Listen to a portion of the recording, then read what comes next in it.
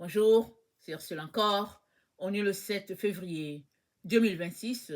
Je viens sonner la trompette aujourd'hui encore et je viens proclamer le retour de notre Seigneur Jésus-Christ. Amen, soyons tous bénis. Alors, l'heure de l'épreuve. Apocalypse 3, le verset 10. Ça dit ceci. Apocalypse 3, le verset 10. Je vais commencer au verset 9. Voici, je te donne des gens de la synagogue de Satan, de ceux qui se disent juifs mais ne le sont pas, car ils mentent. Voici, je les ferai venir se prosterner à tes pieds. Et ils reconnaîtront que je t'ai aimé, parce que tu as gardé ma parole avec persévérance. Moi aussi, je te garderai à l'heure de l'épreuve, qui va venir sur l'humanité entière et mettre à l'épreuve les habitants de la terre. Amen. Alors, le texte parle d'une épreuve qui va venir sur la terre. Et nous savons que nous sommes au XXIe siècle depuis que ce texte a été écrit. Et il est important, n'est-ce pas, ici, qu'on comprenne que à chaque époque, il y a des épreuves. À chaque génération, il y a des épreuves. Et si on se met à les énumérer, on en aura beaucoup. On peut connaître les différentes épreuves dans la vie par aussi nos livres d'histoire à l'école. Amen. Et puis dans chaque épreuve, Dieu a épuré et il est venu intervenir dans des situations de jugement dans chaque épreuve. Et en 2026, nous nous trouvons. Nous sommes aussi dans un temps d'épreuve, annoncé, prophétisé dans la Bible. Hein, et Dieu dit, je te garderai à l'heure de la tentation qui va venir sur la terre. Alors on peut se demander, mais c'est quoi cette tentation? Est-ce que Dieu peut donner une précision? Alors, ce serait difficile de dire exactement c'est quoi la tentation, mais toujours est-il que si on est des êtres humains, et nous le sommes, alors ça veut dire que on vit des épreuves comme tout humain. Maintenant, il y a les épreuves qui sont telles que on a tout simplement l'impression que on va crouler sous le poids de tout ce que nous vivons. Il y a les épreuves qui sont comme ça. Et le Seigneur dit toujours, je te garderai. Au mois de l'épreuve, je te garderai. Alors, nous sommes maintenant sur la terre dans un temps d'épreuve. Amen. Alors, chacun peut énumérer ces différentes épreuves. Mais la plus grande de toutes les épreuves que nous traversons dans notre temps, c'est l'expansion de la technologie. L'expansion de cette vie moderne-là, où la facilité est là. On n'a plus besoin d'aller au champ. Les choses sont de telle sorte que on peut se procurer à manger. Et on peut continuer de citer des exemples de la vie facile de notre temps. Et il est important de mentionner que Ésaïe 59, le verset 10 dit « Nous sommes au milieu de l'abondance, cependant nous ressemblons à des morts. » Donc, l'abondance dans laquelle nous baignons dans notre temps, la facilité, la technologie et tout le reste qui vient avec, cette abondance-là est en même temps une épreuve. Amen. Cette abondance est en même temps une épreuve. Pourquoi? Parce que on ne peut pas servir Dieu et en même temps le monde. On ne peut pas. On a besoin de choisir un. Si on choisit Dieu, alors on tourne le dos à l'autre. Et si on choisit l'autre, on tourne le dos à Dieu. Et l'épreuve est tout simplement la facilité que nous avons à vivre. Ça, c'est une épreuve. Si bien que quand une difficulté vient, on jette l'éponge. On commence à crier en se disant que voilà, Dieu n'a pas fait ceci, Dieu n'a pas fait cela. Mais en fait, l'épreuve est ce qui vient se placer entre Dieu et nous. Maintenant, c'est à nous de mettre ça de côté, de dire au Seigneur, peu importe tout ce qui se passe sur la terre, tout ce qui m'intéresse, c'est toi.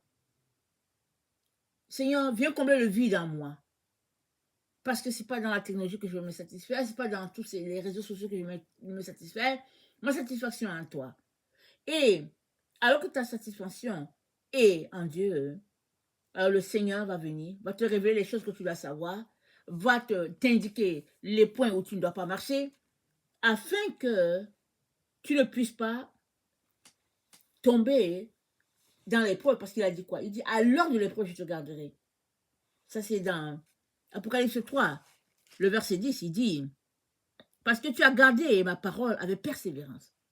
Donc, peu importe l'épreuve dans laquelle tu te trouves, ce que tu dois faire, c'est de garder la parole de Dieu. Garder, ça veut dire quoi? Observer le commandement de Dieu. Et marcher ou bien agir de telle sorte que la parole de Dieu n'est pas profanée. C'est comme ça que Dieu nous garde. Si on dit qu'on est avec lui et qu'on marche sur les voies de l'ennemi, notre témoignage est tout simplement un témoignage qui ne cadre pas. Et pour que notre témoignage puisse cadrer, nous avons besoin d'embrasser Dieu dans toute sa totalité et de le laisser être pleinement le maître de toutes choses. Dans Ésaïe 59, le verset 15, c'est dit la vérité a disparu. C'est dit, il n'y a plus de droiture. Personne n'intercède. C'est dit, nos transgressions sont nombreuses contre nous. Nous connaissons nos crimes. Nous avons médité des paroles mensongères. Nous avons abandonné notre Dieu. Nous avons proféré la violence et la révolte. C'est-à-dire que tous ces éléments-là sont un constat triste. Mais si on ajustait les choses, alors l'épreuve qu'il y a sur la terre n'aura pas une emprise sur nous. Et si on ne le réalise pas, laissez-moi vous dire que la technologie est une véritable épreuve pour l'enfant de Dieu. Quand aller sur les réseaux sociaux et puis quand ne pas aller, comment faire pour rester tout simplement connecté à notre Dieu sans passer par d'autres choses? Comment faire?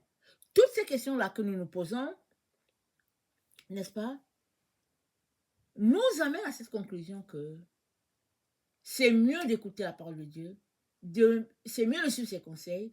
Et il dit, ses conseils, c'est que nous puissions garder la parole de Dieu. Amen. C'est ça le conseil de Dieu. Pourquoi? Parce qu'on vit maintenant dans un monde où les gens se débarrassent de Dieu. Pour toutes sortes de raisons, ils se débarrassent de Dieu. Mais Dieu est celui qui va juger le monde. Si tu le quittes, comment feras-tu pour être prêt quand il sera là? Parce qu'il aimerait tout simplement te bénir. Et alors que tu choisis de marcher avec Jésus, le Seigneur te dit de tenir ferme dans cet engagement-là. Parce que souvent, on peut se retrouver dans un piège.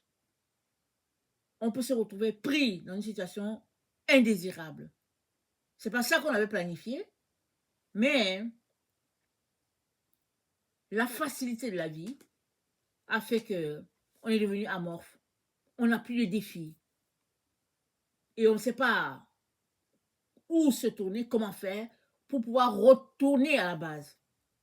Alors moi, je viens te dire aujourd'hui que c'est pas compliqué de retourner à la base. C'est juste d'ouvrir ta bouche, demander pardon à Dieu, recommencer encore, de le suivre et de laisser de côté toutes ces choses-là qui pourraient te distraire. Pendant que tu es engagé à cette façon de faire, le Seigneur lui-même viendra et il te donnera de triompher sur toutes ces gadgets-là parce qu'il te dira comment faire, quoi ne pas faire, afin que l'ennemi n'ait pas le dessus sur toi. Alors, Dieu te gardera alors la tentation qui va venir dans le monde cette tentation, c'est la facilité que nous avons dans notre temps avec la technologie. Et au lieu que cela nous aide, c'est devenu nocif parce que ça a l'action contraire. Et c'est dû au fait que nous laissons la technologie prendre toute la place de Dieu. Alors le Seigneur vient nous intéresser aujourd'hui à retourner à la base, à retourner à l'essentiel. Et l'essentiel, c'est quoi? L'essentiel, c'est connaître notre Dieu et marcher dans ce qu'il a pour toi. C'est ça. Que le Seigneur bénisse sa parole et que nous puissions tout faire pour ne pas être emportés par les vagues de notre temps, mais de trouver un moment tranquille dans un petit coin de notre maison, de notre appartement, pour communier avec Dieu, prier souvent, lire la Bible. C'est ça que Dieu attend de chacun d'entre nous. Amen. C'est ça que Dieu attend de chacun d'entre nous. Et je viens nous encourager à cela. Parce que là, tout semble calme. Mais en fait, cette épreuve mentionnée dans l'Apocalypse, qui ne donne pas trop de détails, pourrait très bien se prêter à tout ce qui se passe actuellement sur la Terre. Les réseaux sociaux, les informations qui circulent, ça et là, les informations vraies, fausses et tout. Ça dit, tout ce bagage-là, n'est-ce pas, est un frein, ou bien est un frein, voilà. Tout ce bagage-là est un frein dans notre marche avec le Seigneur. Et il est important qu'on puisse mettre les priorités de notre côté.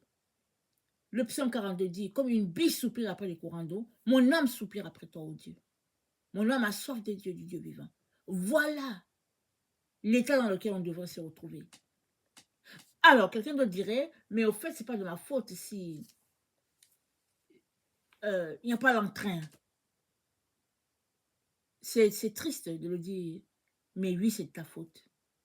C'est à toi de créer le zèle. C'est à toi de te motiver toi-même. C'est à toi de marcher devant Dieu.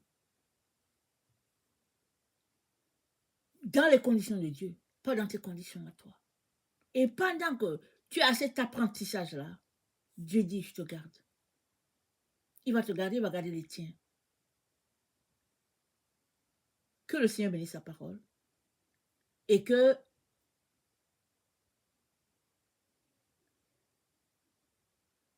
l'épreuve de notre temps, la facilité dans laquelle nous vivons, ne nous emporte pas loin de Dieu. Ne vienne pas se dresser entre Dieu et nous.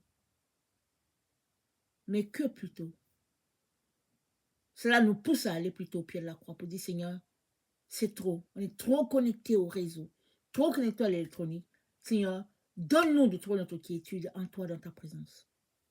Amen. Que le Seigneur bénisse sa parole et que sa joie soit notre force en ce jour. Amen. Alléluia.